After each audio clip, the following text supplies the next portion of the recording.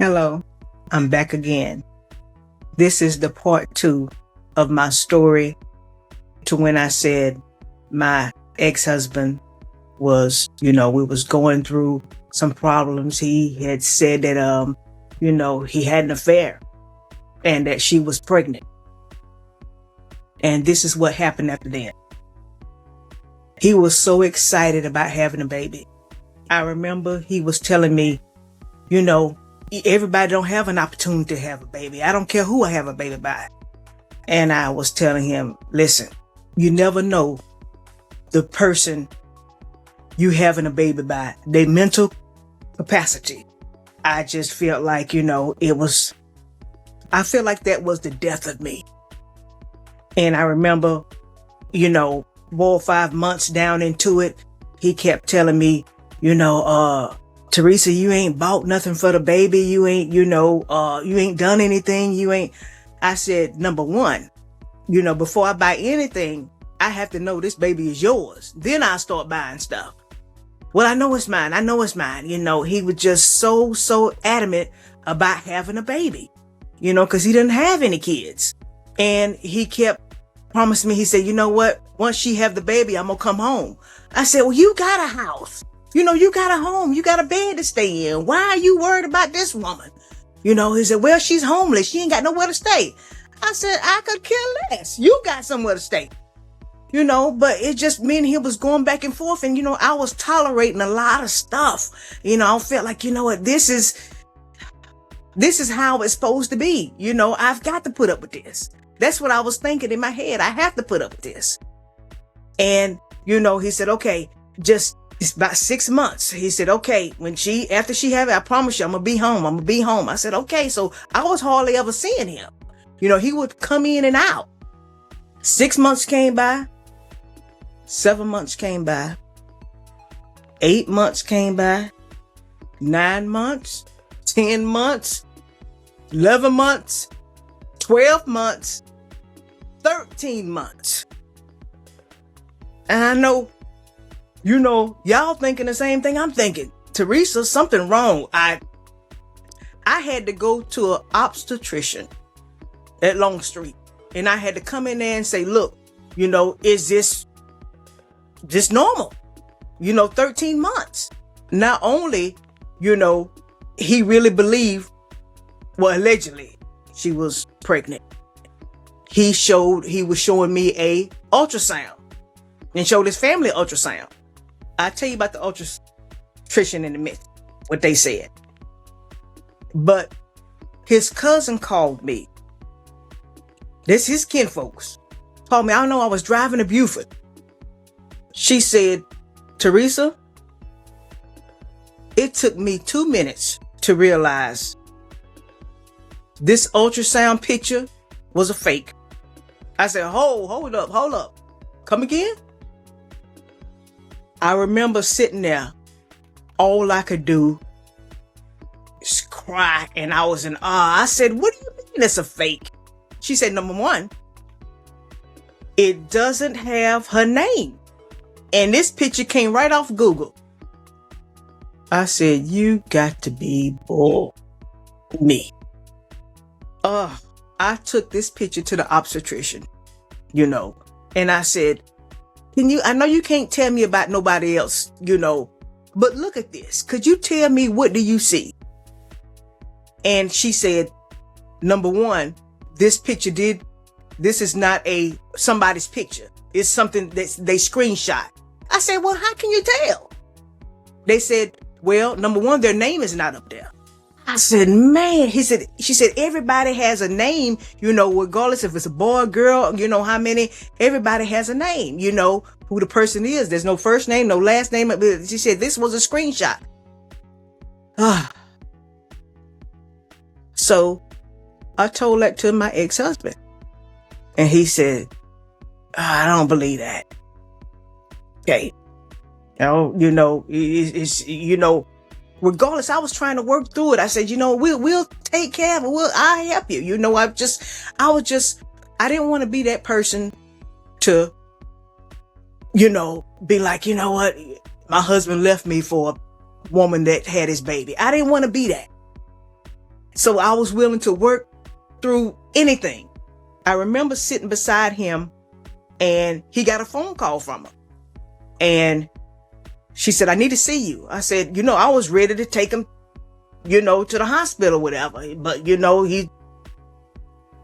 long story short,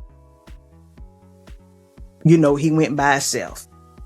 And I didn't hear from him for a while, for a few days. And then finally I got a text from him that says, my baby girl didn't make it. And I said, I'm sorry to hear that. He said, allegedly, she had the baby. She left the hospital. The baby died. She left the hospital and didn't give him no name or nothing. After the baby died, she didn't give him her information or nothing. She just left. I said, this story is getting ridiculous and ridiculous about a minute. And I said, I was telling him, if you believe this, you has got to be a damn fool.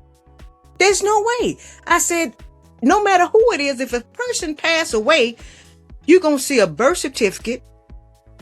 If you have a baby, you're going to see a birth certificate, a death certificate. You're going to see something and you're going to release your information. But this is my thing. This right here, that goes to show that a person would do anything, lie about anything, just to hold on to somebody. It mattered to me simply because he was just so happy about having a baby. One thing I can say, and I'm going to be honest, a lie don't care who tell it. That's what I was always told. A lie don't care who tell it. I remember, he was, a lot of times he wasn't with me, but I was still getting texts from her saying that, he don't want you anymore. He says your body stink. He says this. He said, and I blocked it. Blocked her from some. I said, why is she texting me? This is ridiculous. Why is she, I ain't got no beef with her. Why is she, always, and not only she was texting me through her phone when I blocked her, she started pretending that she's him, texting me through his phone, saying that, I'm not happy. I'm ready to get a divorce. I'm ready. And I said, I wait for a minute, for a while. And then finally, when I do hear from him, his voice, I said, why did you text me and say that? He said, Teresa, I didn't text you. I've been asleep. I said, why is she texting me? Why is she constantly texting me about this, about that? If it ain't her, is she pretending to be you? I said, this is being bizarre. This is like, it's just obsessive, and that's the way I felt. She was just so obsessive over him. This went on for over a year, him hardly not being here, just in and out. And the thing that really bothered me, this was the last straw. She threatened to unalive me. It was a Christmas. She was kept calling. This the time that he was with me, but he said, Teresa, cut my phone off. I don't want to hear what she got to say. I said, okay. So I cut his phone off because she was calling and constantly texting so much, calling him names and everything. And, when I cut back on his phone, when I seen the text that, I'm going to pew you. What I did was I went uptown and I was getting ready to take a warrant on her. Terroristic threats. And you know what God said? I went almost through the whole process. I showed the guy the text and everything. He wrote everything down and, he asked me, did I want to press charges? All that was going in my head. And what I told him, I said, you know what? I'm not going to press no charges. I didn't tell him that, in my head, God said, Teresa, let me handle it. So right then, I was slowly walking away from this marriage. Because this really, really done it to me. It was really pulling me down.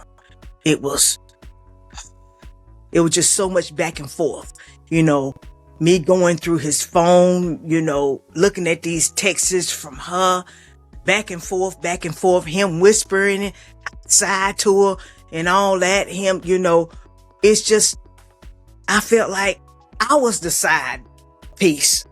That's the way I felt. He made me feel like I was the side piece. But like I said before, when God says, let him handle it, the best thing you can do, sit back and let him handle it. Some of the things that I dealt with, I turned manic. When I say I turned manic during our marriage, there was a lot of times I was texting him so much that his phone went dead. I was texting him over 100 times and calling and texting over 100 times a night until his phone went dead. And I remember, I can talk about it now. Back then, I couldn't talk about it. Oh, it wasn't funny back then. But I remember 2 or 3 o'clock in the morning, I Googled a witch doctor. I forgot. I think she was around New Orleans. I was just Googling stuff out of the top of my head. I was trying to find a witch doctor 3 or 4 o'clock in the morning. And I paid a little bit of money, to speak to this witch doctor because I wanted this woman's head to shrink. That's when I told you I turned manic. I was trying to do different stuff. I was saying, God, you told me you were going to handle it. She's supposed to been flying over a cliff right now. What's taking you so long? Every day I kept praying against her. Something need to happen to her. Something need to, God, I ain't seeing no results. But when God spoke to me and told me, Teresa, sit back. Just sit. Don't do nothing. Stop texting him. Stop calling him. Sit back. And he said, Teresa, instead of praying against, just pray for you. And that's what I did. I started praying for me. Pray that I get mentally right. Pray that everything going to line in my life. And stop focusing on her, him, all this stuff, because I was just so embarrassed. I was so embarrassed about being, I feel like everybody knew about their relationship, but me. I wasn't in the streets. I wasn't, I didn't, on her Facebook page or his, all that. I didn't follow them or none of that. But, everybody was seeing him and I just felt like I was the fool. But in reality, I feel like right now, I feel like I'm the winner.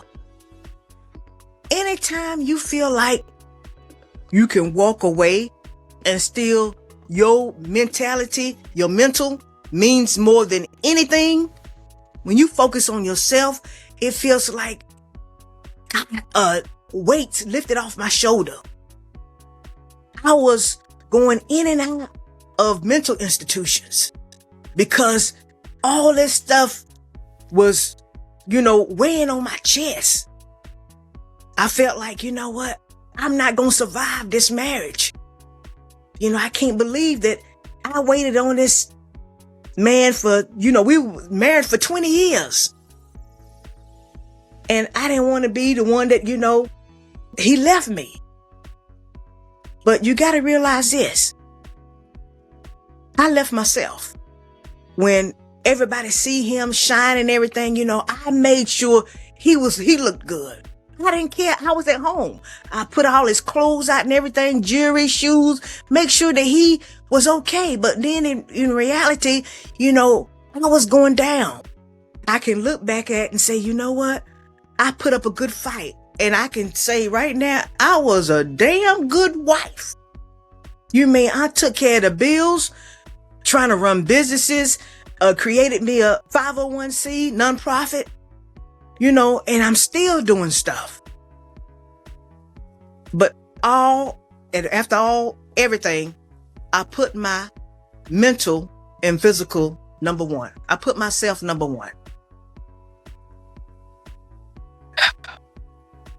And I can look back then when in the beginning, in the middle, and at the end, and said, you know what, Teresa, you a fighter. And you know what? Why are you fighting? A man can never leave you. You know, no woman could ever steal him. He chose to leave. That was his decision. You didn't push him in nobody, you know. He just believed that grass was greener on the other side. And, you know, now they're married, whatever, you know, I would never wish what she did to me. I would never wish that on her. You know, there's no way. I can't see myself lustering over somebody else's husband. There's, you know, everybody's different, but it is what it is. You know, it happened. You got over it. You got through it. And I remember on Facebook, I see, you know what? Just go ahead and take the L. They call it the L. Go ahead and take the L and move on. And let me tell you what, you just don't know. That is the best. When I say it don't get no better, when you can sleep good every night without a care in the world, you know, you got a friend that loves you and family, you got family, you surrounded by everybody that loves you. This, I can say, God, thank you for this. Thank you for all the heartache, pain. Thank you for the suffering. You know, my schizophrenia, I still have schizophrenia. You know, every now and then I hallucinate. And I've got to tell you this. I remember back in the 90s, I remember I was in a group meeting and I mentioned the fact that, you know, I was hallucinating that I put my baby in the microwave. I was hallucinating. And before I got out of the meeting, everybody was talking about it. And still today I hear bits and pieces. Teresa, I can't believe you put your baby in the microwave. But let me tell you, that didn't never happen. And sometimes I was so ashamed then to say that I was on drugs, that I hallucinated. This is what I hallucinated. That I don't comment. But today, right now, whatever you hallucinating by or whatever happened, you don't have to explain yourself. You know, that's part of schizophrenia. And let me tell you another incident with schizophrenia. You know, people got manic, people got bipolar, whatever, but mine just, you know, schizophrenia. That's the biggest thing. I had dropped my grandson off. He was about maybe 5. I dropped him off at the daycare. And I remember I went inside the grocery store. I was getting ready to go inside the grocery store. And the hallucinations start getting stronger and stronger before I hit the door. And it was telling me, Teresa, I can't believe you left your grandson in the car. It's hot out there. You finna go to prison. So I ran back out and looked in the car and he wasn't there. And then I realized, you know what? I dropped him off at the daycare. I'm okay. You know, so I was trying to go back in the grocery store and the hallucination started again, stronger and stronger. And it said, Teresa, you know, he's hiding. He jumped in the hatchback. So I ran back out there to the car and I said, thank goodness he ain't out here. You know, I just got to remember that, you know, I dropped him off. He's good. So I went back in there the third time. I tried to go in this grocery store about 6 times. Cause every time I got close to this door, it kept telling me, Teresa, he's hiding. You know, look in this area. You know, he's tiny. Look in this area. He's hiding from you. And finally, I said, you know what? This is not the time to go to the grocery store. This is not the time.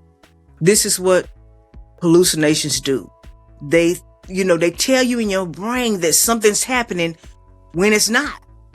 You see things when you don't. Nobody else see them but you. Nobody hear them but you. And I remember when my ex-husband, we used to be in the bed, and I used to see real big spiders. It was a ceiling fan, but I wasn't asleep. I wasn't dreaming. I used to shake him. Look up here. He said, he cut on the light. He said, Teresa, it's nothing but a ceiling fan. In the closet, I kept shaking him, pulling on him, and said, you know what? Somebody's looking at me in this closet. He cut on the light. He said, Teresa, there's nothing.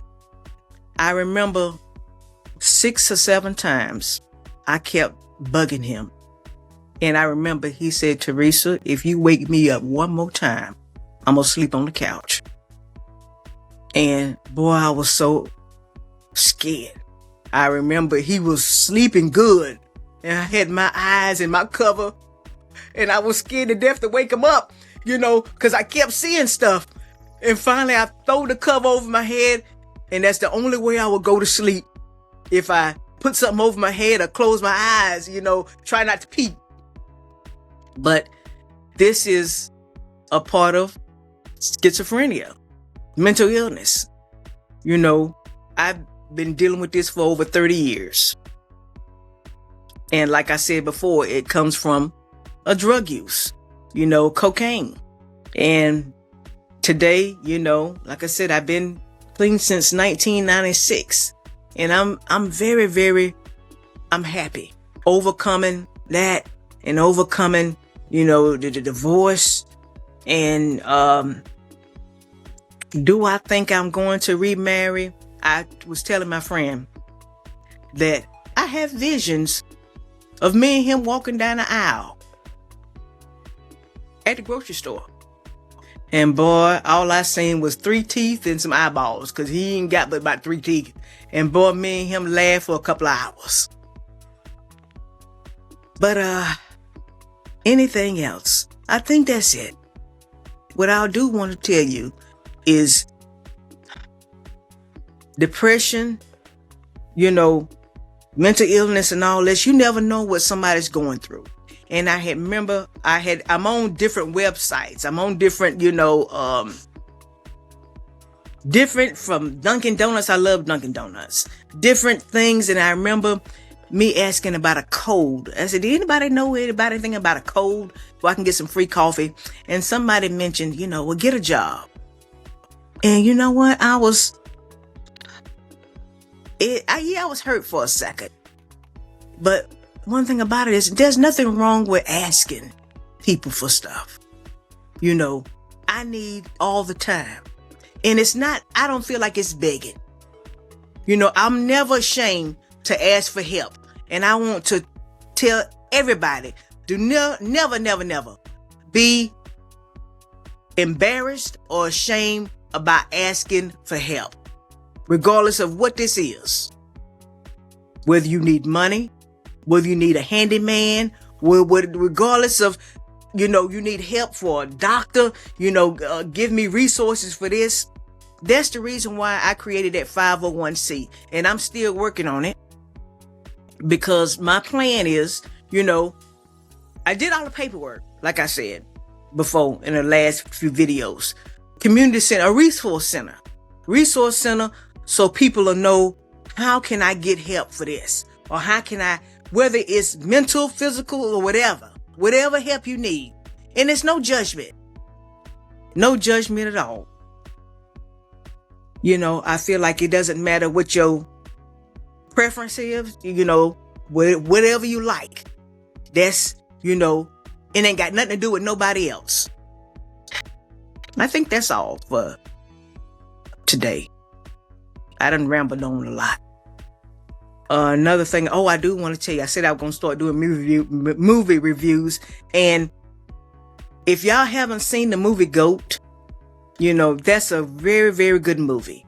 I seen that with my family. It's a kid's movie. Worthington Heights, I believe. I seen that too. It's a nice romance movie. Don't sleep on that movie. Kind of with the Gone with the Wind But I tell you what, I love good movies. The Iron Lung, I think that's what it was. I walked out on that movie. I couldn't. I tried to watch it twice. I said, sometimes movies not for me. I couldn't watch it. Just like The Black Book, I believe that's what the movie was. And I hated it.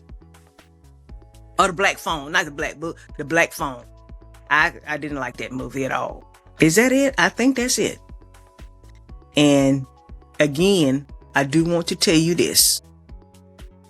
Always remember, a lie don't care who tell it. Do not believe everything somebody tell you. Do your own homework. When I say do your own homework, if you got to go to the expert or somebody or Google something, do your own homework about anything. Because I didn't question, when I seen the ultrasound, I didn't question it. I was thinking, man, this is something I'm going to have to work through, a baby. But when I found allegedly a baby, let me say allegedly, because until I see some paperwork, there was no baby. I can tell you the last time the pregnancy, I was pregnant.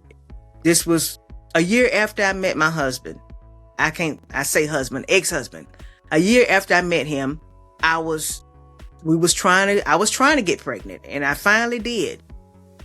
And what happened was we was at the hospital. I started having pains. I was only when they checked me, I was only like 2 months. I don't even know if I was 2 months. I know I was in the early stage. And they said that the baby was stuck in my tubes. That's why I was having so much pain. So they end up, now he was in the chair listening to the doctor. They said they're going to have to take my left tube out. And I said, okay, go ahead and take my left tube out. Just because I was in agony. And they said they took the left tube out, and I stayed that night, and they released me. When they released me, signed the paperwork, when I put my foot on the floor, I started sweating. I said, there's no way I can go home. I'm in worse pain than I was before all this happened. I'm in worse pain. There's no way. I'm in too much pain. So when they did another ultrasound, they realized the baby was still inside me. They thought they got it out. Oh. When I say that was a lot of pain. The baby, when they took it's so hard to explain. They finally took the baby, got everything out of the other side. That was it. We got the paperwork and everything, and I got one tube, but the other tube is out. And I was so hurt for a while because I really wanted to have a baby. Then I realized, what? I want a baby in my head, but can I really take care of a baby? You have got to be really, really mentally strong and physical to take care of a child. So everything happened for a reason. Everything happened for a reason. So thank God for the good and the bad. I think this is it. I will see y'all tomorrow. Hopefully tomorrow. I don't know. I got to see if I feel like recording. But be looking out. I've got a video come on with I portray Vesta Williams, Once Bitten, Twice Shy. I can't wait till y'all see that, boy, because I was casket sharp. That's what my daddy used to say. Casket sharp. I was scared, and I think I played Vesta Williams to a T. But yeah, I do things to, raise money, raise funds, because like I said, I got, businesses coming along, my 501c, getting it off the ground. So, you're going to start seeing a little bit here and there from me. Y'all have a good night, and God bless. and like and follow my page. Thank you.